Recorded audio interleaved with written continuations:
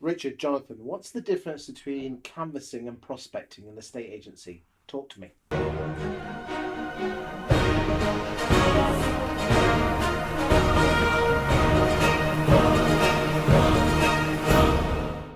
Right. I think from our perspective, we very much define prospecting as being the act of contacting vendors who are already on the market. So people who've made the decision to sell, people who are in that mind frame. Whereas canvassing is working people who aren't quite there. So canvassing probably looks much grander, dare I say, on scale, much larger volumes. Prospecting is more of a rifle More approach, targeted, more yes. targeted. It's a rifle as opposed to Canvassing is shotgun. shotgun. Rifle versus Absolutely, shotgun. absolutely, yeah. If we're using those two Yeah. analogies. So one's going after stuff that's on the market already with another agent that you're trying to nick, and the other one Influence. is influence. Yeah, okay.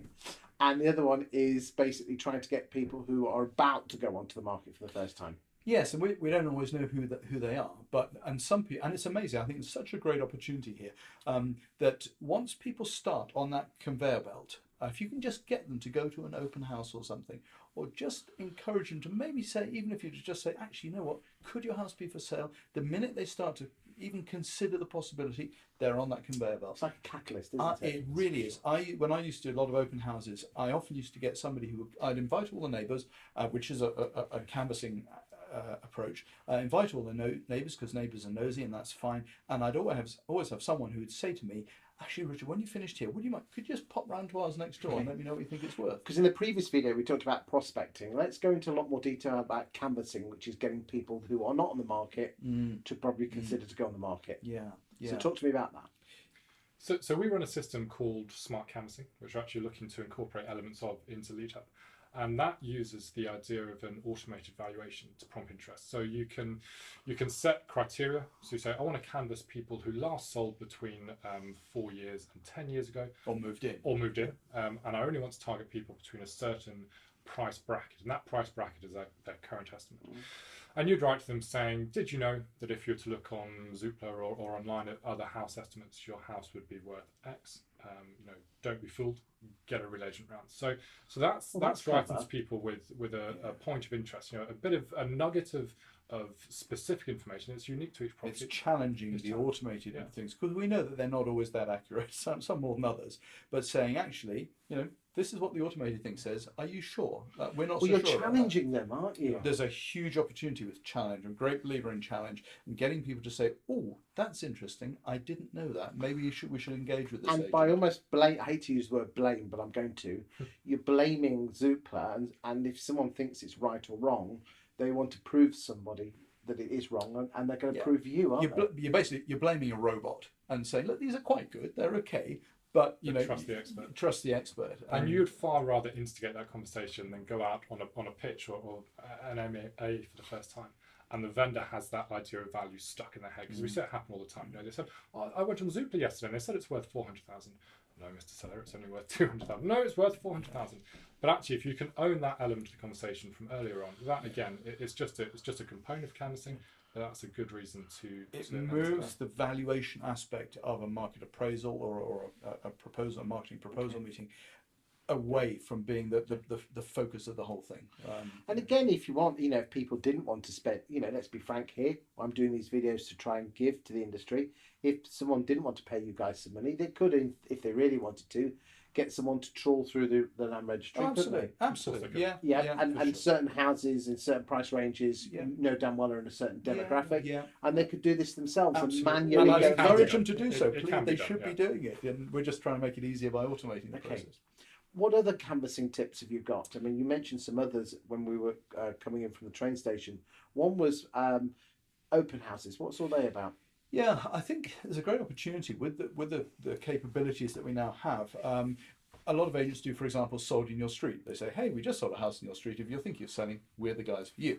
And I get that, that's fine. But what about also, perhaps even more effectively, What about just listed in Australia? I'll come on to open houses in a moment, sorry, but I'm just thinking some of these capabilities to actually tell people locally that you've just listed a property. If they're thinking of selling, why not take advantage of that listing? Because some of those buyers may well be suitable for yours as well. So great opportunity. So prospecting is those that are on the market. Canvassing is to approach those people who may or may not be thinking of selling, but with a reason now that there's another one on the market. Spot on, because how many estate agents put a house on the market, then sell it, and then another estate agent puts a brand new for sale board 2 doors up? I know. Absolutely. Think of all those buyers that have suddenly come out of the woodwork interested in that home. They've lost out. They're there. They're waiting. Yeah, absolutely. And it also, the social proof kicks in because you're telling other people locally that somebody in their demographic, just like them, has appointed you to market your property. Therefore, you're the right agent for this sort of property. So you need to communicate that. So very useful to have automated tools to be able to doing that and to do that as we do. But coming back to your question about open houses, the same sort of thing. To tell the nosy neighbours that you've just got this property on show this weekend, frankly, I don't care if it sells or not. It's a great way of getting instructions and communicating with local people. Interestingly, there's a friend and a client of mine, Luke Sinclair. He took an idea from Australia where he actually writes to all the neighbours. You could do this automatically as well, and apologising in advance. For all the traffic in all the the street. traffic in the street. Yeah, very good. Sorry for very being good, so yeah. successful. Yeah, Yes. yeah. And Chris funny. Kiriakou comes up with stuff like that as well. Yeah. Any other tips on canvassing? Because we've got a client who I think does that. And they send out mailers and they say, sorry, sorry we haven't. Sorry, your house hasn't sold.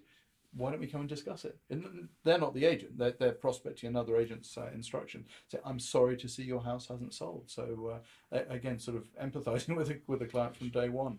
Yeah. Excellent. Any other tips on canvassing? Content, we discussed that in a previous video, but I think content's really important, and not just the overall content of the mailer or the letter.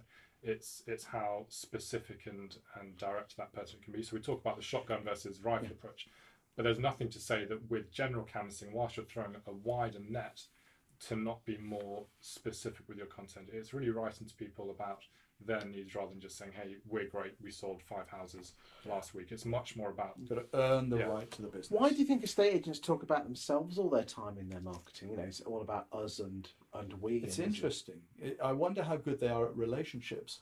Because in forming a relationship, it's actually how interested you are in that person. You don't chat somebody up, telling them how great you are. That's just going to alienate yourself right straight away.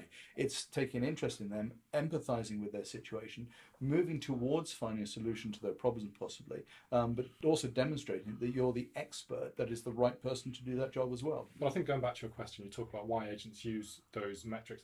I think it's because that's how they compare themselves to their competition. It's a very crowded marketplace. There's lots of agents competing for a increasingly shrinking pie, let's say, and so their way of benchmarking their performance is by those stats, by the we've sold X% at such and such speed, and they say right, but they've only done it at that speed or sold that many houses, and that's a way of them feeling important, feeling that they own a position in the market. But There's actually, a place that for stuff. isn't there? I don't think sellers care about. There's No, a small proportion of it. But people choose the agent because of the person. I think so. It's right. They like People buy from people. They like the individual. The brand is sort of offering a bit of a promise, but you appoint the agent on the person you see, not necessarily the brand or even their stats. Maybe in the next video we could talk about the difference between marketing brands or marketing the people in the industry. Yeah, Excellent. Thanks, James. James. Great. Cheers. Cheers, Chris.